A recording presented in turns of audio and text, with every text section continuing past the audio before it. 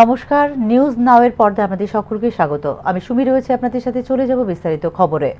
বয়স্ক এবং মারাত্মক অসুস্থ বন্দীদের জামিনে মুক্তির বিষয়টি নিয়ে রাজ্য সরকারকে নোটিশ দিল দেশের সর্বোচ্চ আদালত। একই সাথে কেন্দ্রীয় সরকার এবং মোট 18টি রাজ্যের কাছ থেকেও জবাব তলব করল দেশের সর্বোচ্চ আদালত। গুরুতর অসুস্থ বা 70 বছরের বেশি বয়সী কারাবাসীদের জামিনে মুক্তি দেওয়ার জন্য সর্বোচ্চ আদালতে আপিল করেছে ন্যাশনাল লিগ্যাল সার্ভিসেস অথরিটি বা NALSA। প্রেক্ষিতে কেন্দ্র এবং ত্রিপুরা সহ মোট 18টি রাজ্যের কাছ থেকে জবাব তলব করেছে সর্বোচ্চ আদালত। এই ক্ষেত্রে ত্রিপুরা ছাড়াও অন্যান্য রাজ্যগুলি হলো অন্ধ্রপ্রদেশ, বিহার, ছত্তিশগড়, হরিয়ানা, হিমাচল প্রদেশ, ঝাড়খণ্ড, কেরালা, মধ্যপ্রদেশ, মহারাষ্ট্র, পাঞ্জাব, রাজস্থান, তামিলনাড়ু, তেলেঙ্গানা, উত্তরপ্রদেশ, পশ্চিমবঙ্গ এবং উড়িষ্যা। এইসব রাজ্যগুলিতে বয়স্ক এবং মারাত্মক অসুস্থ বন্দীদের সংশোধনাগারে রাখা হয় বলে উল্লেখ করা হয়েছে রিট আবেদনে। জামিন নাকচের বিরুদ্ধে শীর্ষ আদালতে আসা এই বন্দীদের বিশেষ যত্নের প্রয়োজন। তবে কারাগারে অতিরিক্ত ভিড়ের কারণে কারা কর্তৃপক্ষের পক্ষে তা সরবরাহ করা সম্ভব নাও হতে পারে বলে সর্বোচ্চ আদালতকে জানিয়েছে জাতীয় আইনি পরিষেবা কর্তৃপক্ষ বা NALSA। NALSA এর বক্তব্য আমলে নিয়ে কেন্দ্র ও রাজ্যগুলিকে নোটিশ জারি করেছে বিচারপতি বিক্রম নাথ এবং সন্দীপ মেহতার সমন্বয়ে গঠিত একটি বেঞ্চ। NALSA হলো ভারতের একটি সংবিধিবদ্ধ সংস্থা যা প্রতিষ্ঠিত হয়েছে 1987 সালের আইনি পরিষেবা কর্তৃপক্ষ আইনের অধীনে। সমাজের দুর্বল অংশকে বিনামূল্যে এবং উপযুক্ত আইনি পরিষেবা দিয়ে থাকে এই সংস্থা। মারাত্মক অসুস্থ এবং বয়স্ক বন্দীদের বিশেষ চিকিৎসা এবং ব্যক্তিগত যত্নের প্রয়োজন এবং কারাগারে অতিরিক্ত ভিড় বিবেচনা করে কারা কর্তৃপক্ষের পক্ষে তা প্রদান করা সম্ভব নাও হতে পারে বলে রিট পিটিশনে জানিয়েছেন NALSA। তাই 70 বছরের বেশি বয়সী এবং মারাত্মক অসুস্থতায় ভুগছেন এমন বন্দীদের মুক্তির সুবিধার্থে নির্দেশ জারি করার জন্য শীর্ষ আদালতের প্রতি আবেদন জানিয়েছে NALSA। আবেদনে সাম্প্রতিক কিছু মামলার কথা তুলে ধরা হয়েছে, যার মধ্যে কর্ণাটকে 93 বছর বয়সী এক বৃদ্ধা মহিলার কারাদণ্ডের ঘটনাও রয়েছে, যার দুর্দশার কারণে হস্তক্ষেপ করতে বাধ্য হয়েছিল জেলা আইনি পরিষেবা কর্তৃপক্ষ। একইভাবে কলকাতায় একজন গুরুতর অসুস্থ বিচারাধীন ব্যক্তির জামিন নিশ্চিত করেছিল হাইকোর্টের আইনি পরিষেবা কমিটি। 10 ডিসেম্বর 2024 থেকে 10 মার্চ 2025 পর্যন্ত বয়স্ক এবং মারাত্মক অসুস্থ বন্দীদের জন্য বিশেষ অভিযান শুরু করেছিল NALSA, যার অংশ ছিল কারাগার পরিদর্শন, যোগ্য বন্দীদের শনাক্তকরণ এবং তাদের সম্ভাব্য মুক্তির জন্য প্রচেষ্টা সমন্বয় করার জন্য নিবেদিত প্রাণ জাতীয়, রাজ্য এবং জেলা ইউনিট গঠন। 456 জন বন্দী, যাদের মধ্যে দণ্ডপ্রাপ্ত এবং বিচারাধীন উভয়ই অন্তর্ভুক্ত, তাদের চিহ্নিত করা হয়েছে NALSA এর উল্লেখিত রিপোর্টে।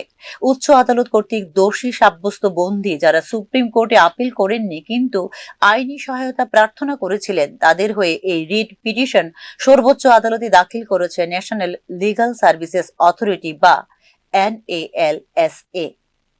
Bureau report, news now. নেশা, দুর্নীতি, কর্মসংস্থানের মতো মোট 3 দফা ইস্যুতে পশ্চিম ত্রিপুরা জেলা শাসকের কাছে ডেপুটেশন দিল বাম গণতান্ত্রিক ছাত্র যুব সংগঠন DYFI-TYF।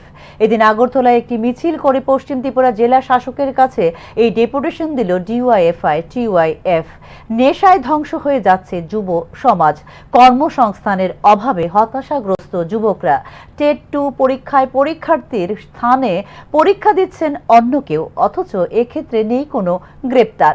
অভাবের তাড়নায় সন্তান বিক্রি করছেন মা, অথচ এসব ক্ষেত্রে নির্বিকার রাজ্য সরকার, অভিযোগ করেন DYFI রাজ্য সভাপতি নবারুণ দেব। এক্ষেত্রে অবিলম্বে ইতিবাচক পদক্ষেপ গ্রহণ করার দাবিও করেন DYFI-TYF নেতৃত্ব।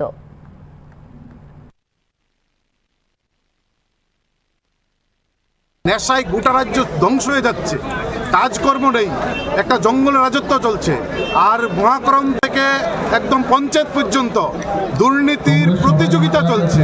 আর তা আমরা দেখছি যে গত কয়েকদিন আগে টিআরবিটি একটা মেরুদণ্ডহীন একটা সংস্থা, এই টিআরবিটির উদ্যোগে টেট-2 পরীক্ষায় গত 27 তারিখ কাকরাবন স্কুলে পরীক্ষার হলে পরীক্ষা যিনি দিতে এসছেন, শিক্ষকের পরীক্ষা দেবেন, তার স্বামী সেখানে ঢুকে হল থেকে তার ওএমআর শিট নিয়ে স্টাফ রুমে গিয়ে অন্য আরেকজন শিক্ষিকা দিয়ে ওএমআর শিট মানে পরীক্ষা দিয়েছেন।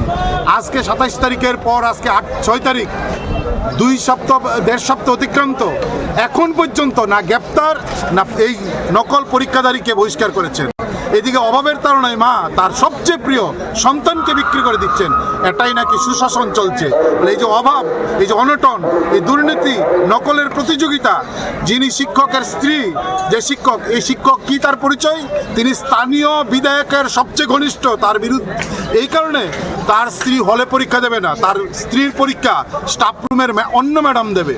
এই সুশাসনের বিরুদ্ধেই আমরা রাস্তায় নেমেছি। এই জঙ্গলের রাজত্ব অবসান চাই।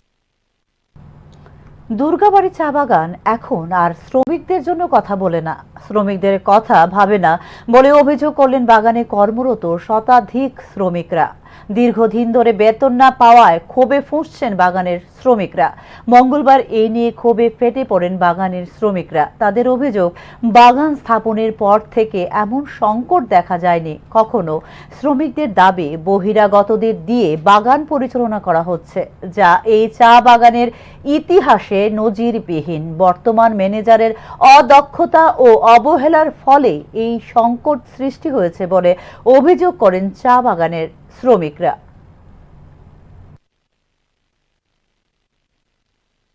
স্যার, আমরা এখানে আগে আমরা 7টার মধ্যে বেতন দিত, শনিবার আমরা বেতন দিয়ে তো বাস। আমরা এখানে কিছু স্টাফের ভিতরে মানে এরা কিছু চুরি টুরি করছে।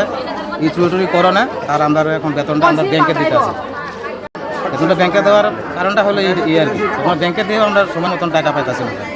সাথে আজকে টাকা বলে বুধবারে টাকা ঢুকাই দিছে বলে, আজকে মঙ্গলবার ঢুকাইতে আমরা টাকা ঢুকছে না, ব্যাংকে যাই আমরা কইতে খাই। দুইজন স্বামী স্ত্রী আমরা কাজ করি বাগানে, আমরা 1 টাকা বেতন ঢুকছে না। আমরা কি টাকা কামি, কালকেও ব্যাংকে যাই ঘুরে আইছি। রেশন চাল দিচ্ছে আর বেশি দিচ্ছে না, পাঁচ কি চাল কদিন খামু। এখনকার মতো সংবাদ এই পর্যন্তই। পরবর্তী সংবাদ দেখতে চোখ রাখুন নিউজ নাও এর পর্দায়। নমস্কার।